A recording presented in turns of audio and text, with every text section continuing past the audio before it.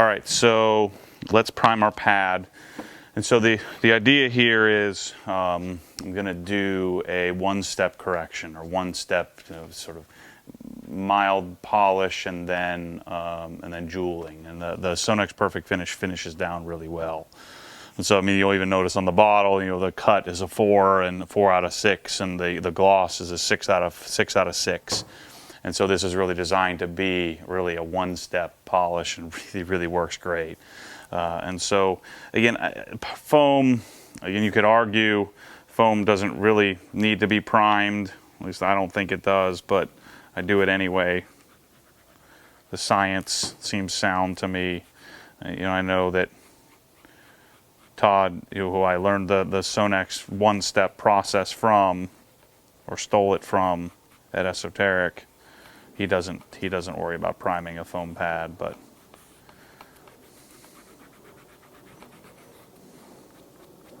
it certainly doesn't hurt. What you doing, bro? Turning on the jets?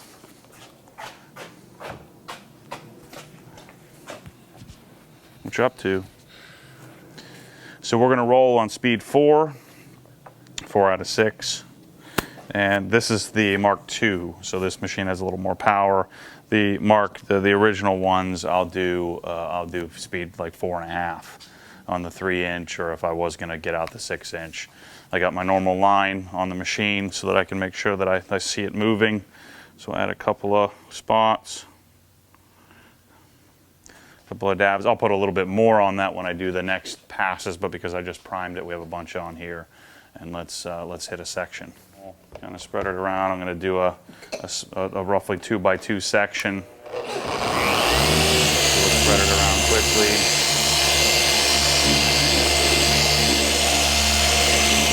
And I'm going to apply about 20 pounds of pressure.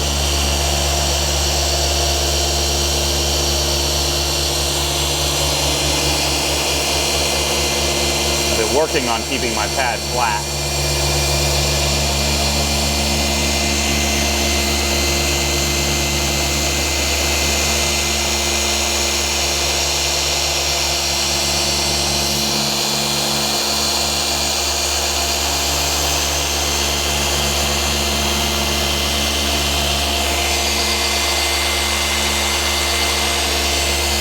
I'm going to make 4 passes. That was 1, obviously. I'm going to rotate my pad here, make sure I get up in next to the edge.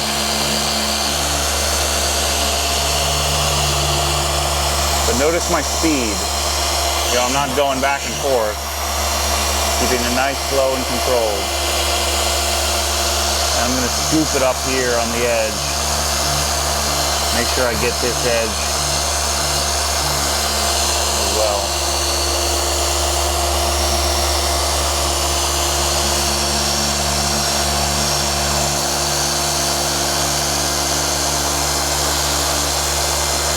That was 2 passes.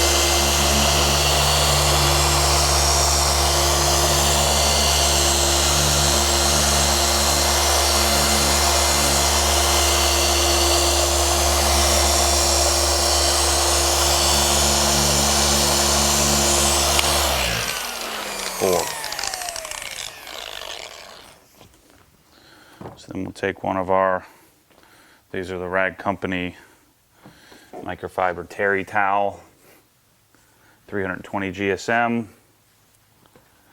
Let the polish off. Sonax comes off really easily. and we're dialed. Now I could get the lights up here closer.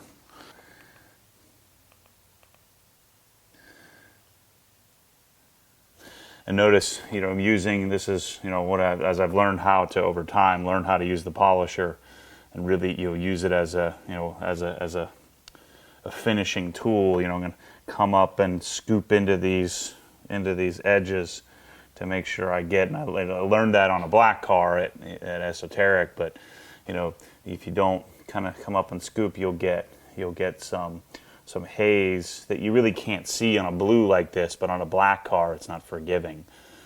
And so I've learned how to do that to make sure that all sections are jeweled nicely. Now you'd want to be careful here because this edge is raised over, say, the flat part here, and so that's why scooping rather than just holding it and burning it on the edge.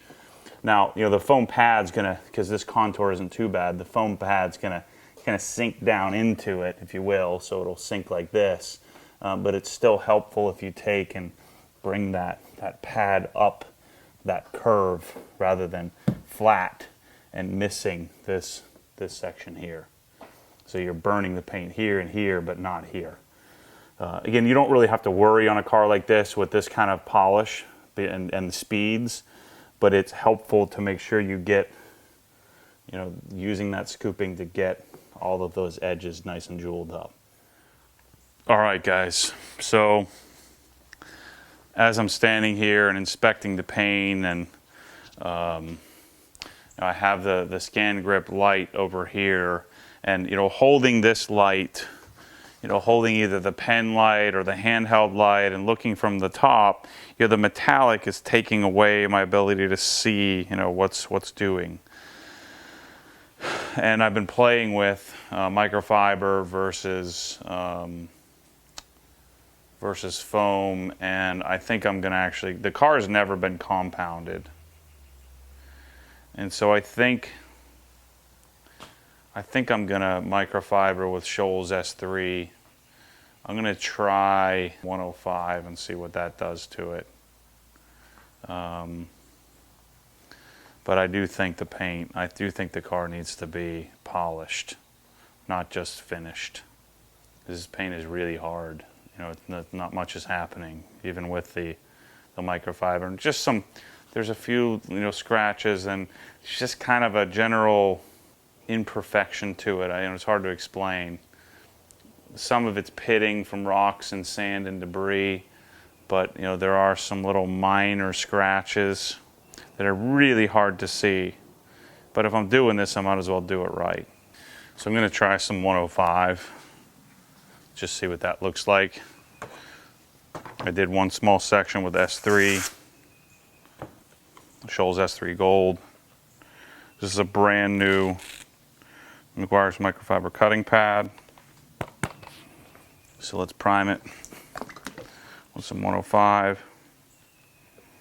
I'm not a huge fan. Oh, shoot. I'm not a huge fan of 105. I think it dusts too much.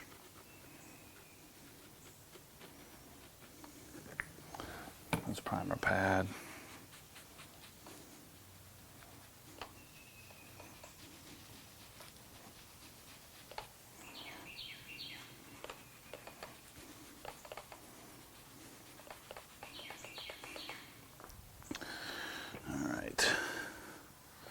Let's do a little spot here. I'm going to do this spot like right here.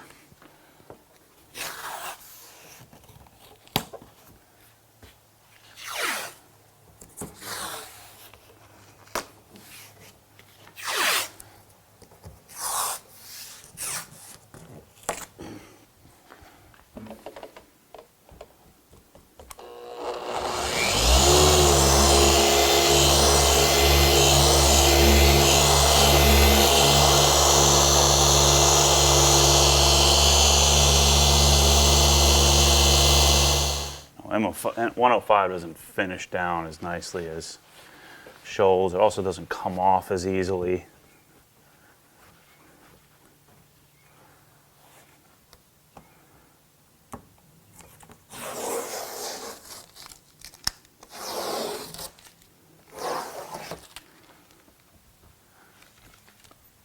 generally know where I taped it. Just trying to decide if the payoff is all that different. I think it is. So let's do our second step. Perfect finish. Finish that spot. And then we'll find out if this is going to be a multi-weekend project, because I've got to do 2 steps. And the reason why I would have to do this is just because of the, you know, the fact that I took so long in between. And then the car sat out in the dealership.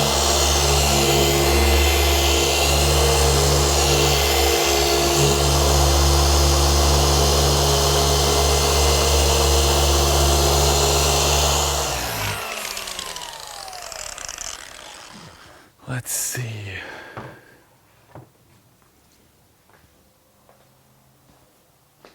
I'm going to finish this part too, because I hit that with shoals.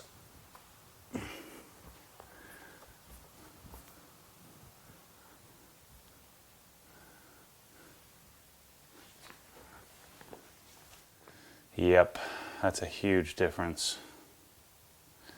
It's going to be impossible to show you guys on camera because I'm really nitpicking here. If this wasn't my GT3, I probably wouldn't care.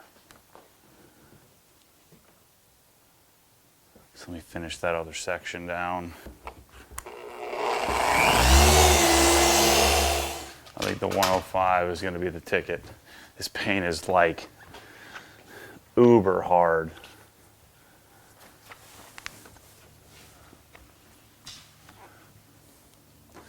Yeah, there's a noticeable difference between the compounded section and the uncompounded section. So I did all this with just perfect finish, and then the rest I compounded, and there's a pretty substantial difference. Again, I don't have like big spider swirls or anything, but there's some imperfections. It's hard to explain. I'm sure it's toweling and washing and just general maintenance, letting the car sit for so long and then washing.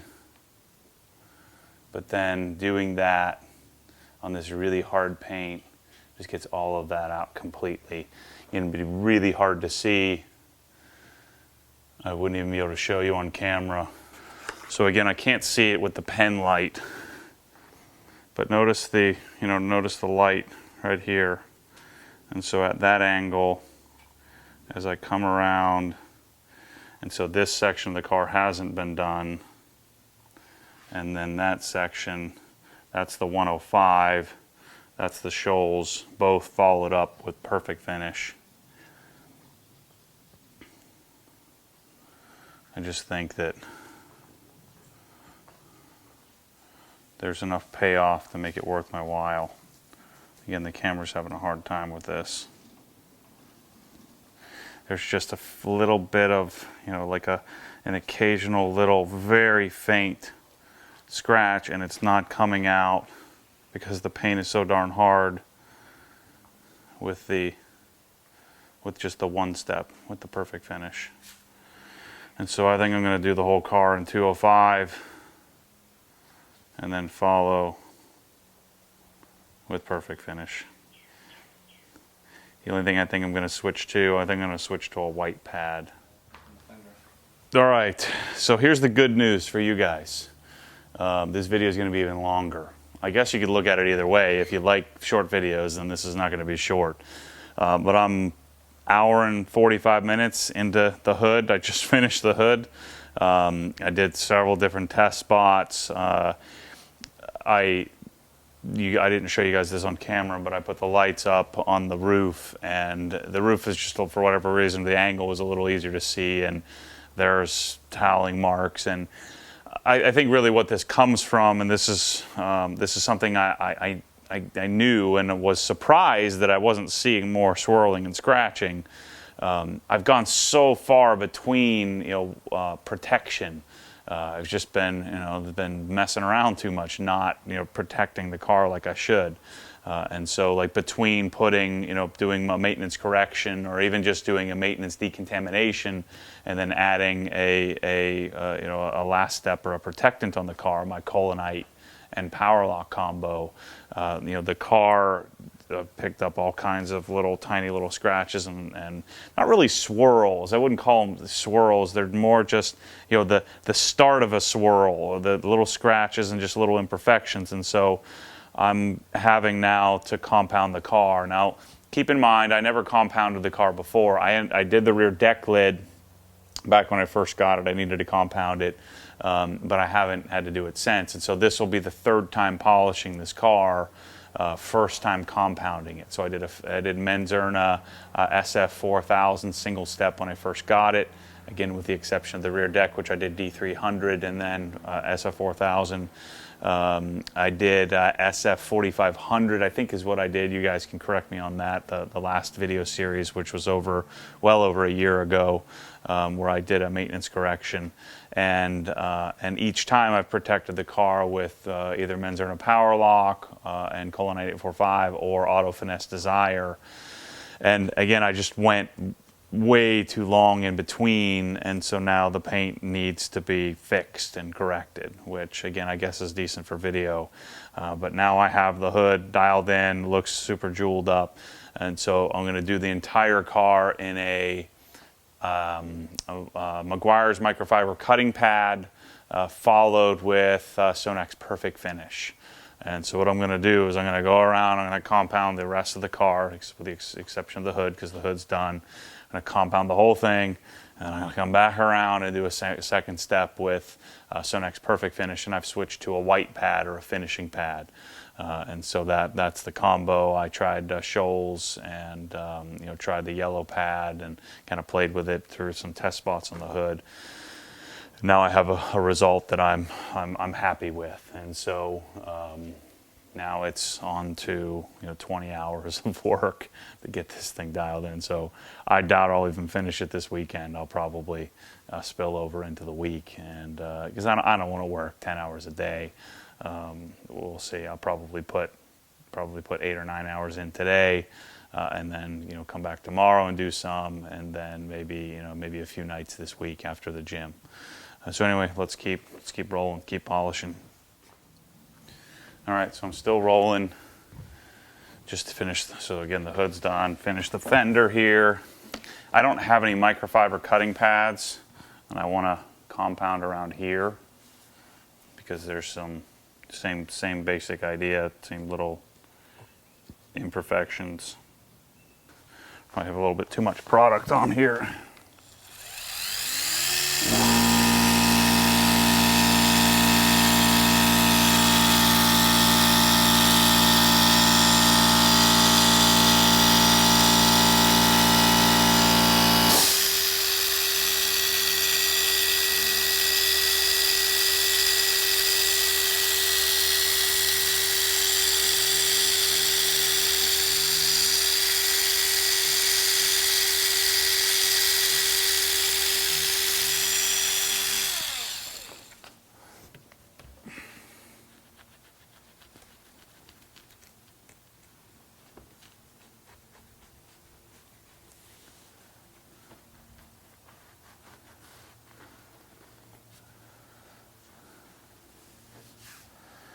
See, when you use too much polish, it makes a darn mess. All up in the cracks. Okay, so I'm going to do 3-inch around here. The grill cart is smooth. So, as usual, I try to blow out the pad as much as I can.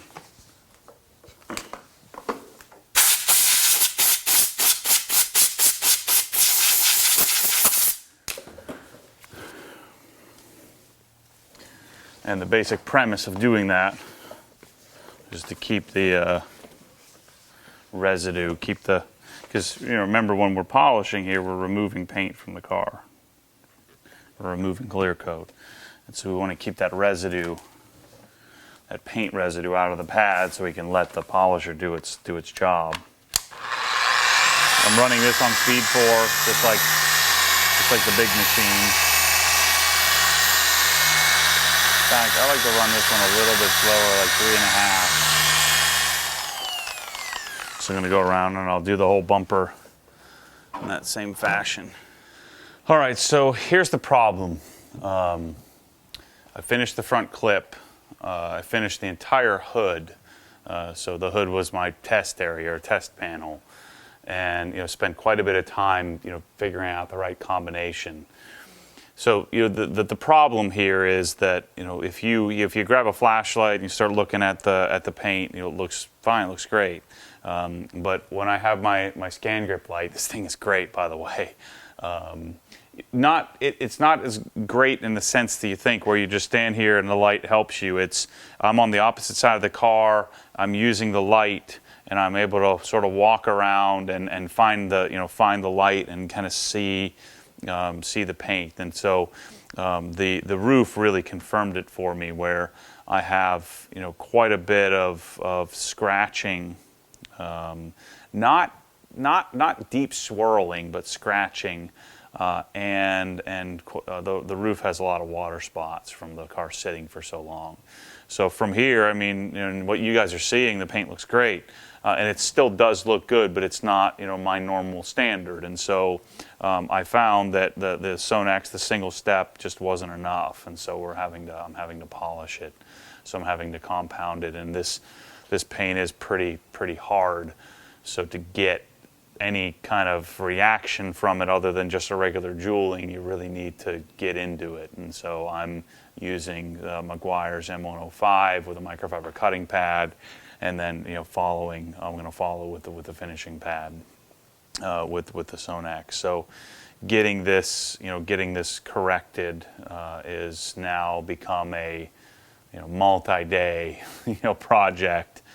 Instead of knocking it out on a Friday afternoon and then Saturday, which is fine. It's just kind of part of the deal.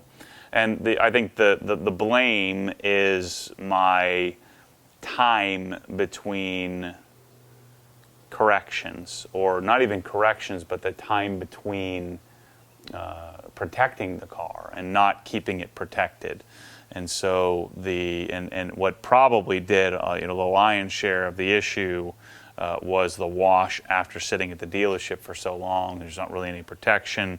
Lots of stuff sort of caked onto the paint, and so now I'm having to compound it out to get it fixed.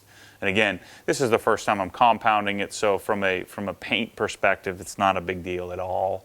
But from a time perspective, it is a big deal. It's a big commitment.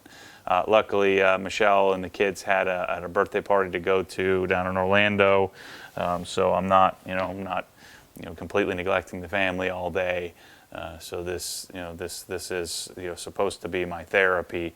Again, I had a certain set of plans in my head on how long this is going to take, and so I was a little bit frustrated that it's going to take longer, but doing my best to let's just enjoy this process and enjoy the fun of correcting an awesome car, even though I really had hoped that I didn't have to do it. So this is the second pad. I used one pad on the front clip. This is my second one.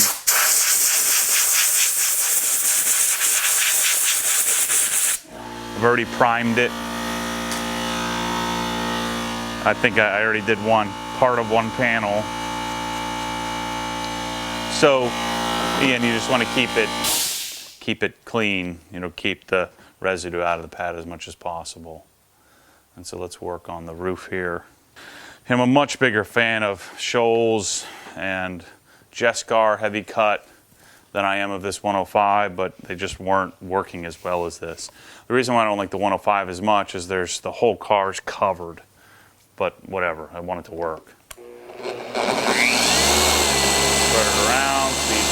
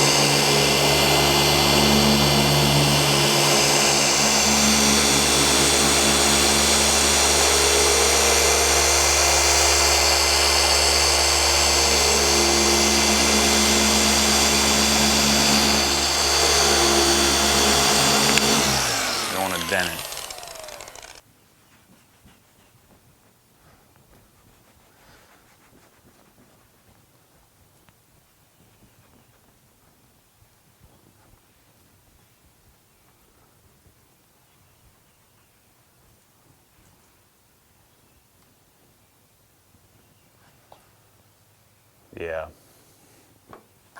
Looks great now. The 105 is finishing down really nicely on this in comparison to what, yeah, it looks good.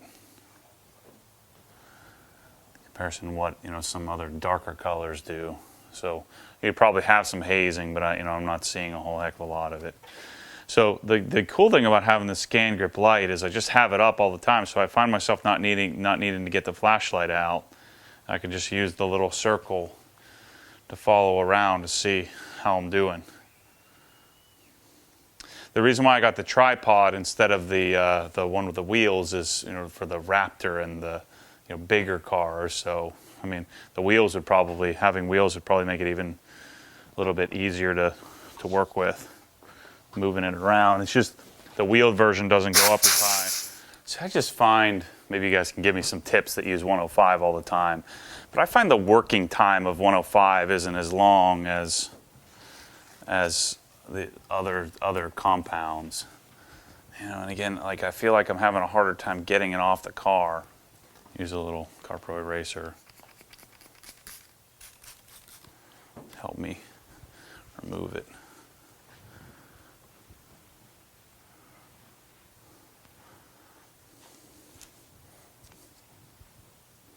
Because I know, 105 is sort of the standard for compounds, but I've just always I've preferred other options over it. All right, so I've made a pretty significant shift here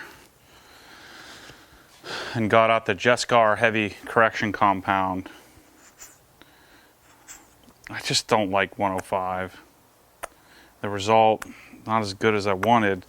This finishes down much nicer, is getting the scratches out more, and is easier to remove. So, I mean, I don't know what else you can ask for.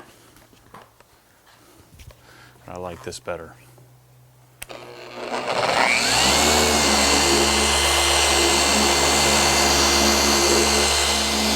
The working time is a lot longer too. Like it's not, I don't know. I know a lot of you guys love 105. I just can never get the result I'm looking for with it. So this is why you need 20 plus polish removal towels in case you're doing a multi-stage correction. Multi-step correction.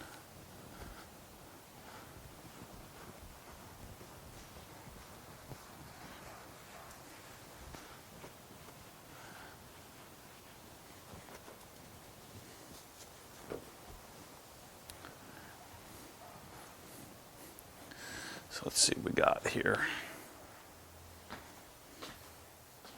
Telling you at first, I wasn't digging this light, but I love it, man. It's perfect. Yeah, I love what this Jescar is doing. It finishes down much better than the Meguiar's, the M105, but I feel like I'm getting more result as well. Now, granted, I did hit this one with 105 first, and it followed with the Jescar, so maybe that's the combo. I almost want to do the hood again.